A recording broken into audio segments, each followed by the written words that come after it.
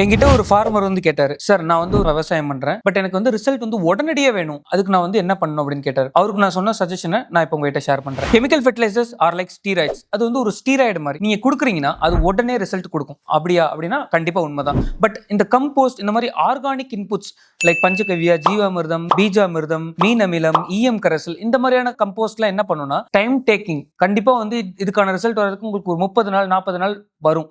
But ஆனா இது வந்து சஸ்டெய்னிங் ரிசல்ட் கொடுக்கும். இப்ப யூரியா கொடுக்குறீங்கன்னு வச்சுக்கோங்களேன், ஒரு ஏக்கருக்கு வந்து நம்ம ஒரு 5 மூட்டை யூரியா கொடுக்குறீங்கன்னா எல்லா யூரியாவும் இன்னைக்கு அது கிராப் எடுக்க வேண்டியதை எடுத்துக்கிட்டு மீதி எல்லாமே உங்களோட சாயில லீச் பண்ணும். ஆனா ஒரு பீஜாமிர்தமோ ஜீவாமிர்தமோ இல்ல வந்து ஒரு பயோ கம்போஸ்டோ வெர்மி கம்போஸ்டோ என்ன பண்ணும்னா மண்ணில் போடுறீங்கன்னா கிராப்புக்கு என்ன வேணுமோ அதை எடுத்துக்கிட்டு மீதி எல்லாமே சாயில செட்டில் ஆயிடும். இது வந்து இன்னைக்கு இல்ல, ஒருவேளை இன்னைக்கு அது தேவைப்படலனாலும் அடுத்த விளைச்சலுக்கு அது வந்து கண்டிப்பா பயன்படும். ஸோ இமிடியேட் ரிசல்ட் வேணும் அப்படின்னா வந்து கண்டிப்பா கெமிக்கல் ஃபெர்டிலைசர்ஸ் தான் அதோட தீர்வா இருக்கும். பட் ஆனா எனக்கு சஸ்டெய்னிங் ரிசல்ட், எனக்கு வந்து லாங் டேர்ம் ரிசல்ட், என்னோட சாயில் குவாலிட்டி அடுத்த தலைமுறைக்கு நம்ம அதை கடத்தணும் சாயிலோட குவாலிட்டினா கண்டிப்பா இந்த பீஜாமிர்தம், ஜீவாமிர்தம், மீன் அமிலம், ஈயம் கரைசல், பயோ கம்போஸ்ட், வெர்மி கம்போஸ்ட் இதான் வந்து கண்டிப்பான ஒரு ஃபியூச்சர் பிளானிங்கா இருக்க முடியும். நல்ல குவாலிட்டி சாயில கொண்டு போகணுன்ற மனசுல வச்சு தான் நம்ம SLR பயோ முன்னெடுத்துட்டு இருக்கோம். ஸோ உங்களுக்கு இந்த மாதிரியான ஃபெர்டிலைசர்ஸ் வேணும்னா ஸ்க்ரீன்ல இருக்க நம்பருக்கு கால் பண்ணுங்க.